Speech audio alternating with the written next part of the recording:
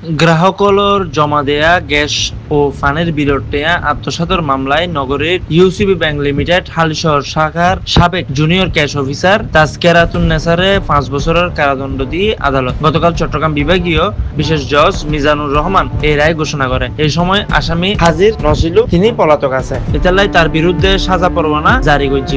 দুদক পিপি Mohammad Kabir Hossain C71 নিউজের হয় সাবেক ব্যাংক কর্মকর্তারে পৃথক দুই ধারা যথাক্রমে 3 বছর ও 2 বছরের কারাদণ্ড দিয়ে বিচারক, পাশাপাশি তারা 3,12,664 টাকা অর্থদণ্ড দেওয়া হয়। পুরো বিচার প্রক্রিয়া 12 জন সাক্ষীর সাক্ষ্য রেকর্ড গড়া হইবে বলে জানান তিনি। আদালত সূত্রে জানা যায় 2018 সালের 28 মার্চ 17 সেপ্টেম্বর পর্যন্ত গ্রাহক অলর কাছতুন গ্যাস ও পানির বিল বাবদ 6,63,953 টাকা গ্রহণ করছে তাজকিরাতুন নেসা, কিন্তু ওই টাকা ব্যাংকত জমা ন দিয়ে আত্মসাৎ করে। পরে জরিমানা সহ মোট 6,70,423 টাকার মধ্যে 3,57,759 টাকা ফেরত দেয়, কিন্তু বাকি 3,12,664 টাকা আইজু পরিশোধ না করে। এই ঘটনা 2022 সালের 27 নভেম্বর দুদক চট্টগ্রাম সমন্বিত জেলার কার্যালয় 1 এর মামলা করে সংস্থাগান তৎকালীন সহকারী পরিচালক ছিল মোহাম্মদ ইমরান হোসেন। মামলা তদন্ত শেষে দুদক গত বছরের জুনত তাজকিরাতুন নেসার বিরুদ্ধে চার্জশিট দাখিল করে। এরপর চলতি বছরের